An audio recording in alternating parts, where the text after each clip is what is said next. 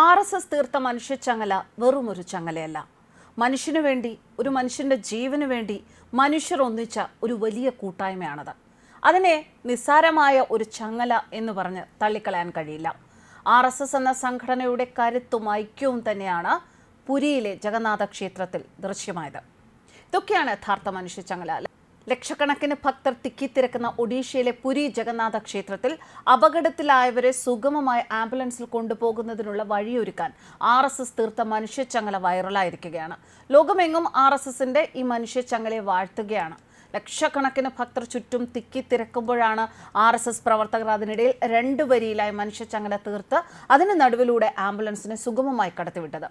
RSS പ്രവർത്തകരുടെ മനുഷ്യച്ചങ്ങലയ്ക്കുള്ളിലൂടെ ഒരു തടസ്സവുമില്ലാതെ ambulance പോകുന്ന കാഴ്ച ആരെയും സന്തോഷിപ്പിക്കുന്നതാണ്, കോരിത്തെരിപ്പിക്കുന്നതാണ്. ഒരു അപകട സ്ഥലത്ത് നടന്ന കൃത്യമായ ആസൂത്രണം, അത് അത്രമാത്രം ചിട്ടയോടുകൂടി ശീലങ്ങൾ പാലിക്കുന്ന ഒരു സംഘടനയ്ക്ക് മാത്രമേ, അല്ലെങ്കിൽ അത്തരത്തിലുള്ള വ്യക്തികൾക്ക് മാത്രമേ അങ്ങനെ ഒരു ആസൂത്രണം അവിടെ ചെയ്യാൻ സാധിക്കുകയുള്ളൂ. അത് തങ്ങൾക്ക് സാധിച്ചു എന്നുള്ളതാണ് ആർഎസ്എസ് തീർത്ത ഈ മനുഷ്യച്ചങ്ങലയിലൂടെ കഴിഞ്ഞ ദിവസം ഒഡീഷയിലെ പുരി ജഗന്നാഥ ക്ഷേത്ര പരിസരത്ത് അവർ തെളിയിച്ചത്. പരമ്പരാഗത യൂണിഫോമായ കാക്കി ട്രൗസറും വെള്ള ഷർട്ടും അണിഞ്ഞ ആർഎസ്എസ്സുകാരൻ നിരയായി കൈകോർത്ത് പിടിച്ചു നിൽക്കുന്നതും വീഡിയോ ദൃശ്യങ്ങളിൽ കാണാം.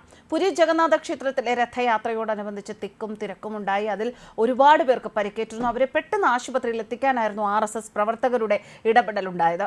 ആർഎസ്എസ് പ്രവർത്തകർ തീർത്ത മനുഷ്യച്ചങ്ങലയ്ക്കിടയിലൂടെ ആംബുലൻസ് പോകുന്നതിന്റെ വീഡിയോയ്ക്ക് ഇന്ത്യക്കുള്ളിൽ നിന്ന് മാത്രമല്ല വിദേശത്തു നിന്നും ഒട്ടനവധി അഭിനന്ദന സന്ദേശങ്ങളാണ് എത്തുന്നത്.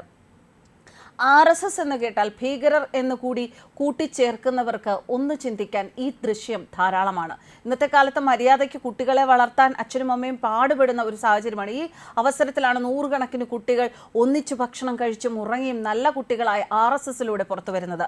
21-ാം നൂറ്റാണ്ടിലെ അത്ഭുതം എന്ന് ആർഎസ്എസിനെ വിശേഷിപ്പിക്കാം. ആർഎസ്എസ് നടത്തുന്നത് നിശബ്ദമായ സേവനം തന്നെയാണ്. ഭാരതത്തിന്റെ സംസ്കാരവും സംസ്കൃതിയും വളർത്തിയെടുക്കുക, രാജ്യസ്നേഹം ഊട്ടി ഉറപ്പിക്കുകയും ചെയ്യുന്ന പ്രവർത്തനമാണ് ആർഎസ്എസിൻ്റേത്. നമ്മുടെ യുവതലമുറയ്ക്ക് പ്രശ്നങ്ങൾ പരിഹരിക്കാൻ ഒരു പരിധിവരെ അറിയില്ല. അതിന് സാധിക്കണമെങ്കിൽ അസാമാന്യമായ മനക്കരുത്ത് വേണം. ആർഎസ്എസിലൂടെ ഇതിന് സാധിക്കും എന്ന് അറിയുക. സംഘത്തെ ഭീകര സംഘടനയെ പോലെയാണ് പലരും ഇപ്പോഴും വിലയിരുത്തുന്നത്. എന്നാൽ ആധ്യാത്മികതയുടെ അടിത്തറയിൽ നിന്നുകൊണ്ട് ബൗദ്ധികമായി ഉയരുക എന്ന ലക്ഷ്യമാണ് ആർഎസ്എസ് പലപ്പോഴും നിറവേറ്റുന്നത്. ആധ്യാത്മികതയുടെ അടിത്തറയിൽ നിന്നുകൊണ്ട് ബൗദ്ധികമായി ഉയരുക, മനക്കരുത്തോടെ പ്രതിസന്ധികളുടെ ഈ ലോകത്ത് ജീവിക്കുക, ഭാരതത്തിന്റെ സംസ്കാരവും ഒപ്പം സംസ്കൃതിയും വളർത്തിയെടുക്കുക, രാജ്യസ്നേഹം ഊട്ടിയുറപ്പിക്കുക. ഇതിൽ പരം എന്താണ് ഒരു സംഘടന ചെയ്യേണ്ടത്? അത് ആവോളം ആർഎസ്എസ് എന്ന സംഘടന ചെയ്യുന്നുണ്ട്.